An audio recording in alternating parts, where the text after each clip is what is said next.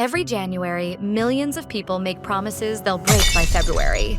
But this video isn't about resolutions. It's about the person you've been avoiding all year, and why 2026 might be the year you finally meet them. Here's what they don't tell you about New Year's resolutions. They fail because they're built on a lie. The lie that a date on a calendar gives you permission to change. January 1st is just Tuesday with better marketing. The real question isn't what you'll do differently this year. It's why you've been waiting for permission to live honestly. You're not entering 2025 empty-handed. You're carrying every conversation you didn't have, every boundary you didn't set, every version of yourself you abandoned to keep the peace. Most people call this being responsible or being realistic, but your body knows the truth. It's in the tension in your jaw, the exhaustion that sleep doesn't fix, the restlessness that no distraction can quiet. You've been negotiating with your own life for so long, you forgot what it feels like to simply live it. There's a deadline most people never acknowledge. Not death. That's too obvious. The real deadline is the moment when regret becomes louder than fear. When someday stops feeling like hope and starts feeling like a confession.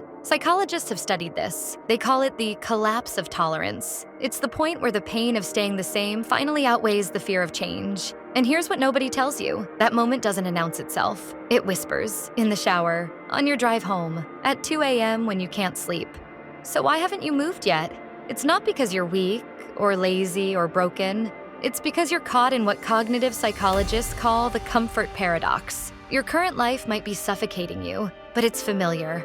And your brain treats familiar suffering as safer than uncertain freedom. So you wait for the right time, the right circumstances, the right feeling. You're waiting to feel confident. But here's the truth that they don't put in the motivational videos. Confidence doesn't create change. Change creates confidence. 2025 doesn't need another version of you trying harder. It needs you to stop pretending. Stop pretending that comfort is the same as peace. Stop pretending that keeping the peace isn't just keeping the lie alive. Stop pretending that the life you're living is close enough to the one you're meant for. Because here's what happens when you keep pretending. Every day you spend tolerating a life that doesn't fit, you teach yourself that your instincts don't matter. You don't become stronger. You become numb. And numbness is not resilience. It's just a slow disappearance. So what does it actually look like to stop pretending? It starts small, uncomfortably small. It's the conversation you've been avoiding, the job application you've been meaning to submit, the relationship you've been trying to fix by staying silent, the dream you keep calling unrealistic because you're afraid to try.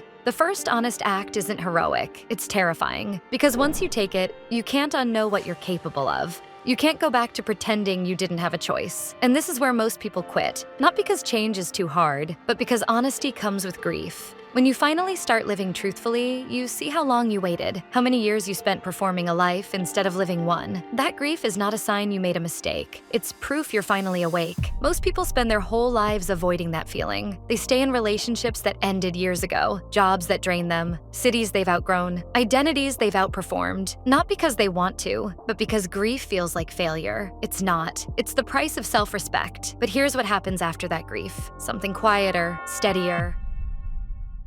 You stop waiting for your life to feel like someone else's highlight reel. You stop performing for an audience that was never really watching. Your days become simpler, not because they're easier, but because they're yours. You learn the difference between a life that looks good and a life that feels true. And once you taste that difference, you can't go back. Not because you're suddenly fearless, but because fear stops being the loudest voice in the room. So here's what will make 2026 different. Not a resolution, not a goal, a single decision. To stop negotiating with your own life. You don't need January 1st. You don't need perfect circumstances. You don't need to feel ready. You just need to be tired enough of your own excuses. Because the version of you that you're avoiding, they're not waiting for permission. They're waiting for you to stop pretending you need it. Every year you delay is a year you explain away. And at the end of your life, no one will remember your excuses. Not even you. Into autopilot like every other one. Ask yourself one question. Not, what do I want to achieve? But, what have I been pretending not to know? Write it down. Don't post it. Don't share it. Just write it. Because that answer, that's your blueprint. Not for a better year, but for an honest one. 2026 doesn't need a new you. It needs the real one.